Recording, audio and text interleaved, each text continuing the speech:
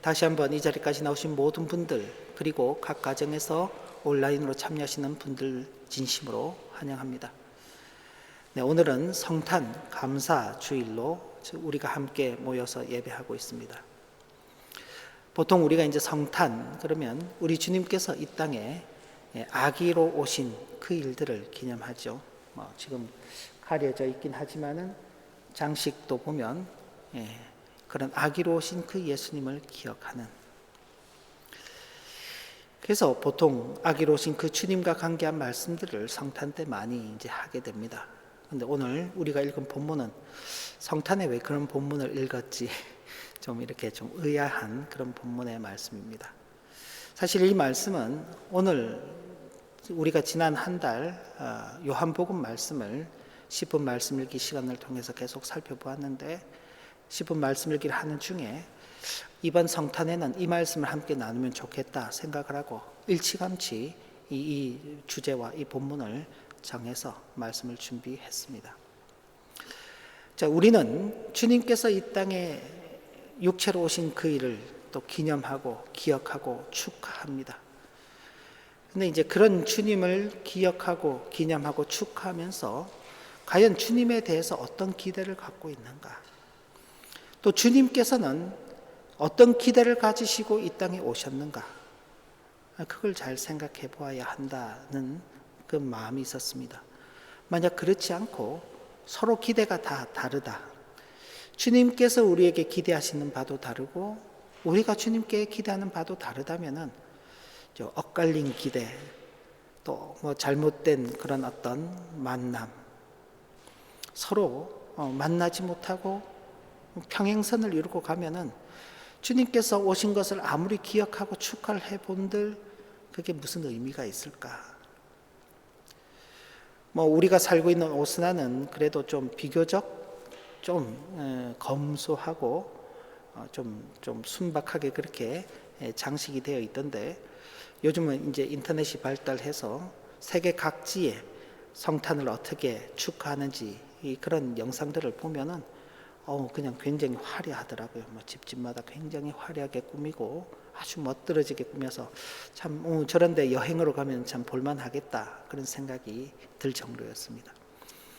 근데 이제 그런 것을 보면서 과연 저들이 저런 장식을 하고 또 저렇게 밖에 나가서 그 환하게 웃으면서 과연 이 땅에 오신 그 주님에 대한 어떤 생각을 가지고 있을까 하는 것들을 생각해 볼 때 그들의 행동이나 모습들이나 모든 것들이 다 정말 주님께서 주시고자 하는 것과는 좀 거리가 있지 않나 하는 그런 생각을 해보게 됩니다. 그러면서 오늘 본문의 말씀을 가지고 한번 살펴보기를 원합니다. 오늘 우리가 읽은 말씀은 오병이어 2적에 이어서 나오는 말씀입니다. 오병이어 보리떡 5개와 물고기 2마리로 5,000명을 먹이신 이적이죠. 예수님께서 디베라의 갈릴리 바다 건너편으로 이렇게 가시는데 바다를 이제 원래는 이제 큰 호수죠. 큰 호수인데 워낙 커서 그걸 바다라 그렇게 불렀습니다. 그 갈릴리 바다를 건너서 가시는데 사람들이 예수님을 막 따라가는 것입니다. 큰 무리가 예수님을 따라갔다 그랬어요.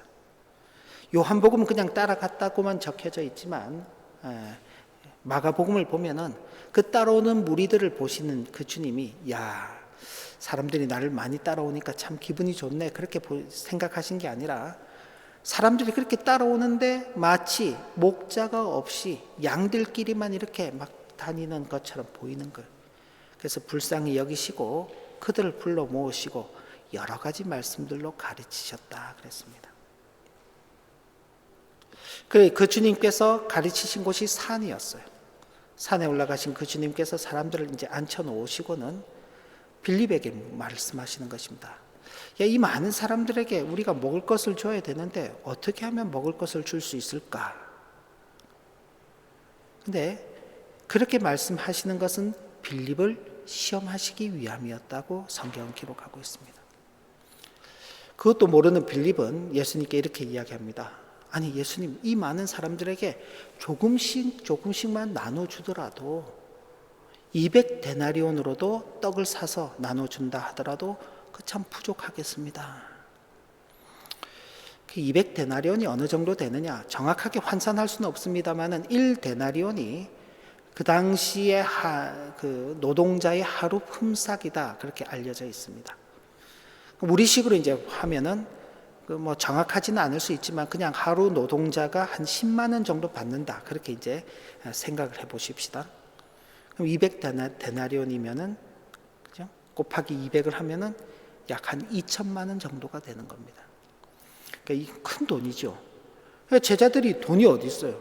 그러니까 돈도 없을 뿐더러 그 돈을 가지고 조금씩 나눠줘도 그 정도밖에 그 정도의 돈이 들 것입니다 라고 이야기를 하는 것입니다. 그런데 때마침 베드로의 동생인 안드레가 마침 주님 앞에 나와서 한 어린 소년이 보리떡 5개와 물고기 2마리를 가지고 있습니다. 근데 이게 과연 뭐 얼마나 되겠습니까? 그러면서 예수님께 가져오는 거예요. 예수님께서 떡과 물고기를 가지시고 축복 기도하신 후에 사람들에게 나눠주도록 하셨습니다. 먼저 떡을 나눠주고 물고기도 나눠줬어요. 그런데 성경의 기록을 보면은 그 사람들이 배불리 먹고도 남은 것이 12광주리, 12바구니에 담길 정도로 남았다. 근데 그 먹은 사람의 수가 5,000명이었다는 것입니다. 아마 교회에서 신앙생활을 오랫동안 해보셨던 분들은 이제 이런 말씀을 들을 때 익숙하게 들으실 것입니다. 근데 이것이 이제 익숙하지 않는 사람들은 그런 게 어디 있어 이제 그런 거죠. 독일의 신학자들 가운데서도 이걸 이제 이해하지 못하는 사람들은 이제 이렇게 설명을 합니다. 그때 한 아이가 도시락을 가지고 있었을 정도면은 다른 사람들도 도시락을 가지고 있었다. 예수님께서 기도하시고 난 다음에 각자 자기가 감춰놓고 있던 도시락을 다 꺼내서 먹었다. 자기 도시락을 자기가 먹었다. 그런 거. 그럴싸하게 들리죠. 그러나 만약 그 정도일 것 같으면 제자들이 굳이 예수님께 이 사람들을 먹이기 위해서는 뭐 200데나리온이 필요합니다. 그런 말 하지 않았을 것입니다. 또 예수님께서 그렇다면 굳이 그걸 묻지도 않았을 것입니다. 어쨌든 주님께서 보리떡 5개와 물고기 2마리로 5,000명을 먹이시는 그 이적을 보여주셨습니다. 그런데 주님께서 가실 때 많은 사람들이 따랐는데 그 사람들이 예수님을 따라다니는 것은 그가 하나님의 아들이시기 때문에 예수님을 따라다녀야 되겠다 이렇게 생각하지 않았습니다. 예수님을 따라다니면은 내 죄 문제가 해결되기 때문에 예수님을 꼭 따라다녀야지 그런 생각을 하지 않았습니다.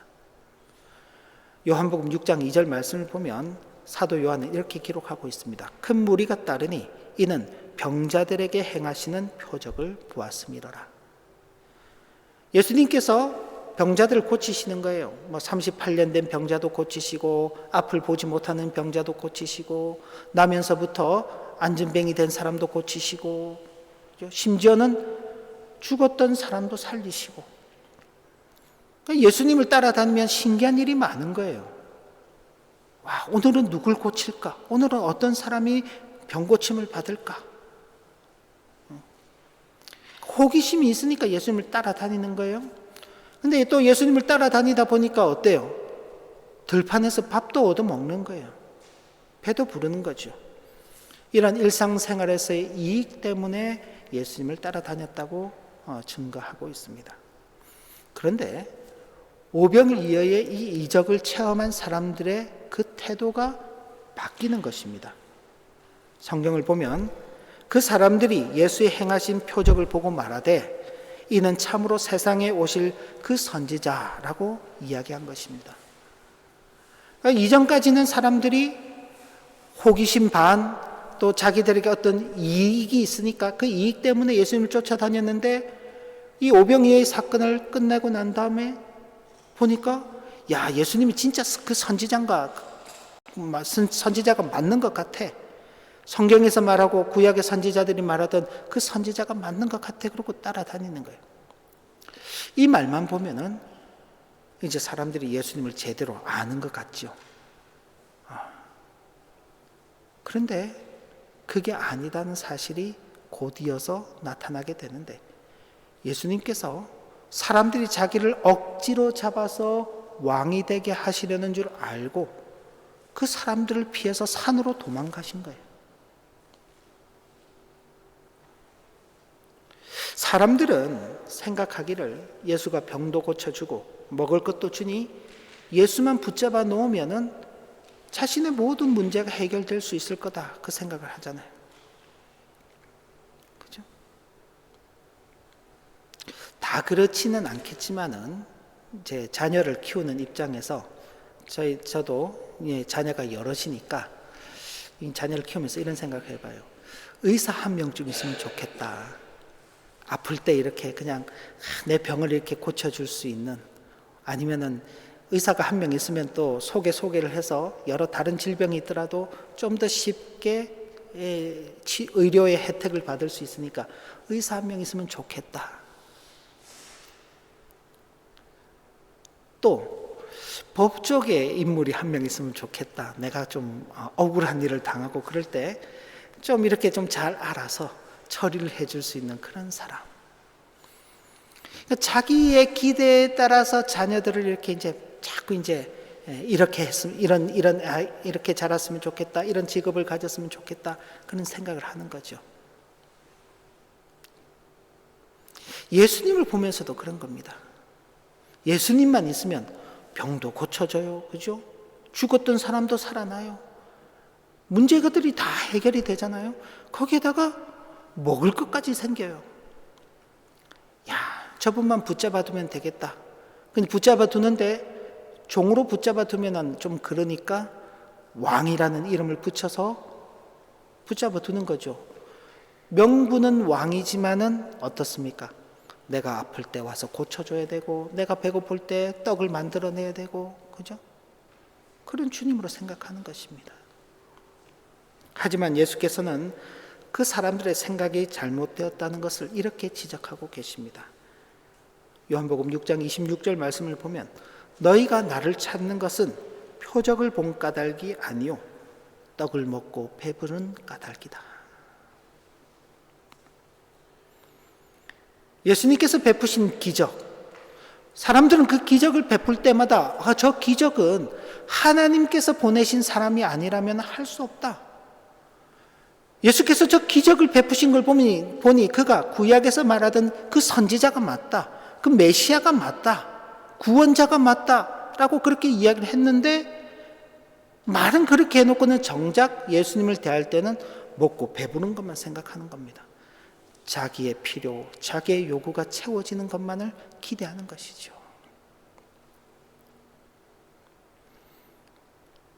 그렇게 사람들이 다 돌아갔습니다. 그리고 다음날 예수님을 다시 찾아 나옵니다. 왜 찾아 나왔을까요? 성경은 그날도 예수께서 뭔가 먹을 걸 주실까 해서 사람들이 찾아 나왔다 그랬습니다. 사람들은 예수님을 볼 때 자기 필요를 채워주는 것만 기대하고 찾는 거예요. 그런데 예수님의 생각은 다른 것이었습니다. 오병이어의 이적을 통한 주님의 관심과 기대는 사람들과 다른 것이었습니다. 사람들은 육신을 위한 떡을 먹는 것에 관심을 두었지만 주님께서는 진실로 진실로 너희에게 이르노니 믿는 자는 영생을 가졌나니 내가 곧 생명의 떡이로라 라고 말씀하시며, 사람들이 생명의 떡을 먹는 것에 관심이 있음을 분명하게 선언하셨습니다. 너희들은 육체를 위한 그 떡을 먹기 위해서 나오는데 너희들이 먹어야 할 것은 생명의 떡을 먹어야 된다.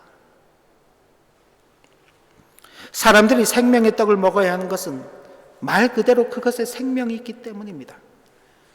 우리는 일반적으로 이렇게 생각합니다. 우리의 생명을 유지하기 위해서는 육체를 위해서 먹고 마셔야 된다. 그럼 육체를 위해서 먹고 마시는 것이 우리의 생명을 연장시켜 주죠. 언제까지요?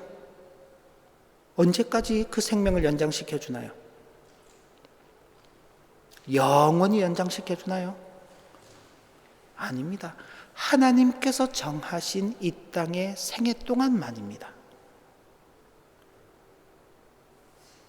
심지어 점점 나이가 많이 들수록 젊었을 때만큼 먹지 않습니다. 그렇지 않습니까, 집사님? 양을 줄여가잖아요. 왜요? 많이 먹는 게 우리 생명을 연장하는 게 아니라 많이 먹는 게 오히려 우리의 생명을 단축시킨다. 그래서 나이가 점점 많아질수록 먹는 욕심을 버리는 것입니다. 그러니까 육체를 위해서 먹고 마시는 것이 생명을 유지해 준다. 이게 일반적으로는 맞는 것 같은데 조금만 따지고 들어가도 맞지가 않아요.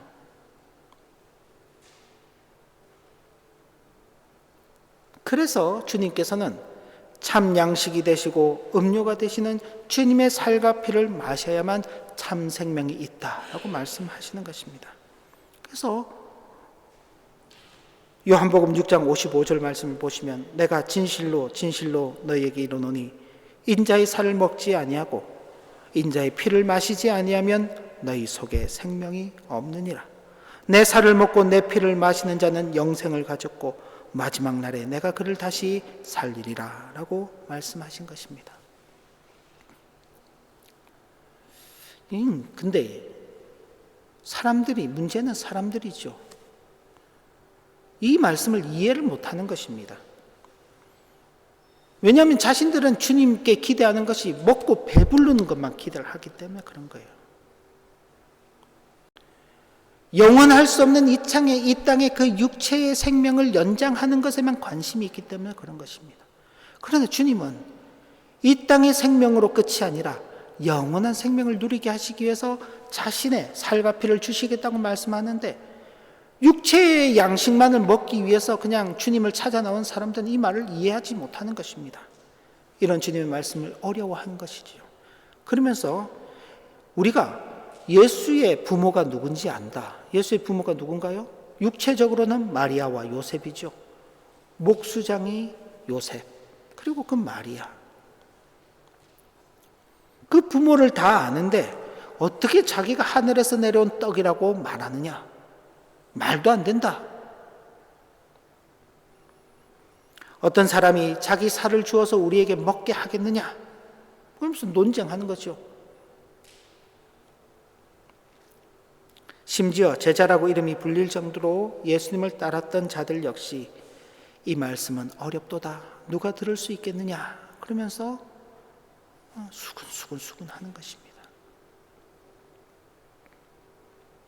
결국 그렇게 수많은 무리들이 예수님을 따랐지만은 이 오병이어의 사건을 통해서 그 사람들이 다 떠나가는 거예요.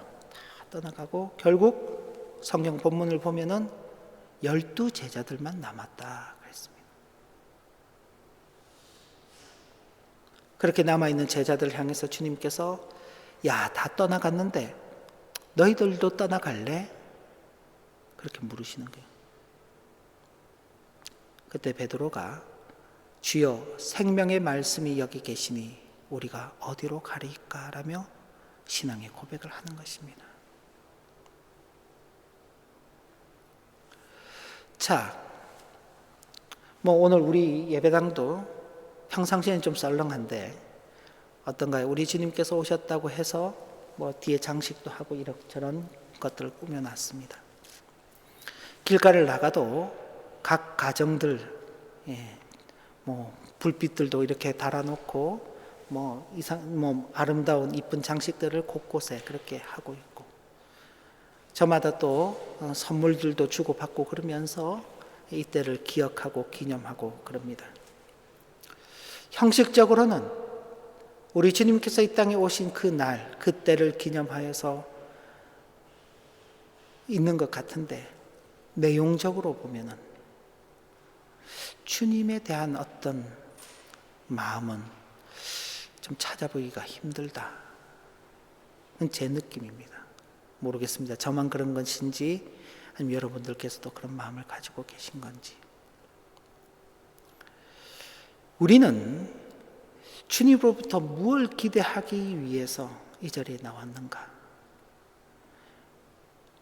주님께서 육체로 오신 것을 기념하면서 이번 성탄에는 뭘 선물을 받을까?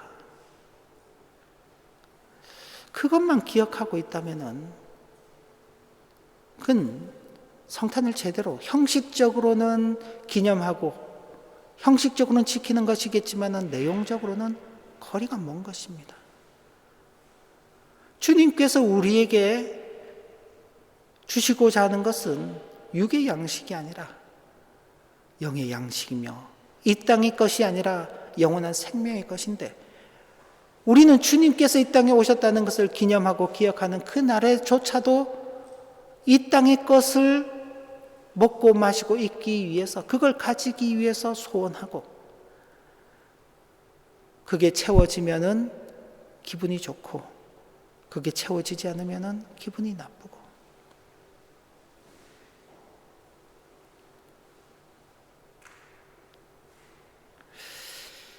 그래서 참 생명을 주지 못하는 것들을 기대하며 바라지는 않는가?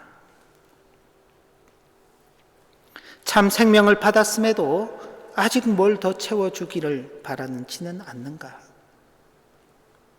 이런 생각들을 이제 해보게 되는 것입니다. 주님께서 이 땅에 왜 육체로 오셔야만 했는가? 그렇게 오신 그 주님께서 정말 우리에게 주시고자 하는 게 무엇인가? 과연 우리는 그런 주님의 관심과 기대를 알고 그런 주님을 정말 맞이하고 기뻐하고 있는가? 아니면 여전히 내 관심, 내 기대에 따라서 주님을 억지로라도 왕으로 삼아서 예수님 이름으로 기도합니다, 이것도 주시고 저것도 주시고, 내 부모님이 이런 것도 나한테 해주게 해주세요, 저것도 해주게 해주세요, 내 남편이, 내 아내가 이것도 해주게 해주세요, 예수님의 이름으로 기도합니다.